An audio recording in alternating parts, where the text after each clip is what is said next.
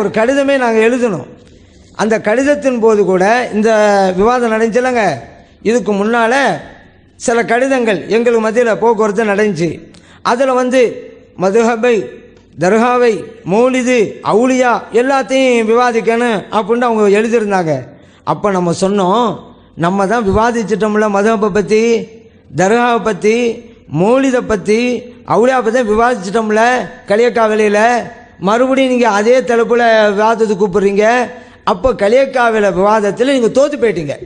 அதனால தான் மறுபடியும் நடத்தி ஜெயிக்கணுங்கிறது எங்களை கூப்பிட்றீங்க.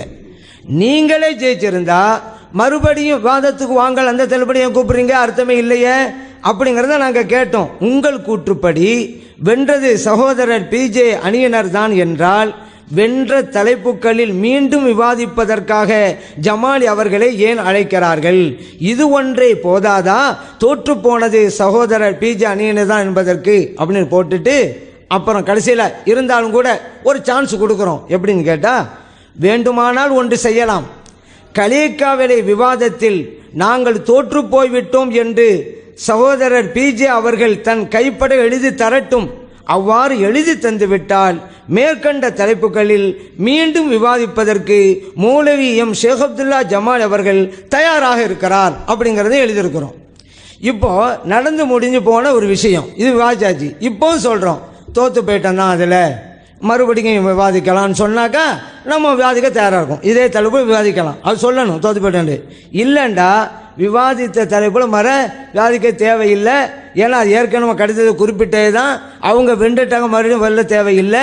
இப்போ விவாதம் நடக்கிறது. இப்போ போடப்பட்ட 9 ஒப்பந்தத்தின் அடிப்படையில் உங்கள் நிலைப்பாடு என்ன, எங்கள் நிலைப்பாடு என்ன, அந்த சப்ஜெக்டில் பேச விட்டுவிட்டு பிரித்தறியும் சொன்னீங்களே, அதுக்கு என்ன ஆதாரம்? அந்த ஒப்பந்த அடிப்படையில் அப்போ வாதம் பண்ணிக்கிட்டு இருக்கோம்.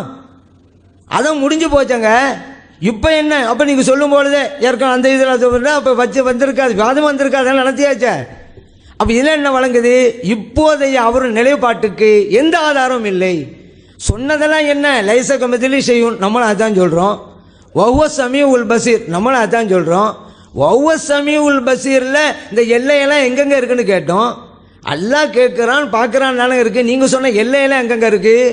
அது எல்லோரும் கேட்பதுங்கிற பிரச்சனைலாம் அங்கெங்கங்க இருக்குது, இருந்தால் காமிங்களாங்கன்றோம்.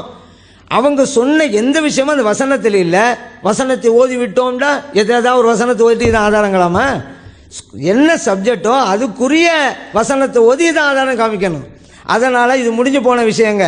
இவங்களுக்கு இதில் சப்ஜெக்ட் இல்லை. அதனால் நாம் இணை வைப்பர் என்பதற்கு எந்த ஆதாரம் இல்லை என்பதால் தான் களியக்காவிலை விவாதத்தில் எதை நம்ம செஞ்சோமோ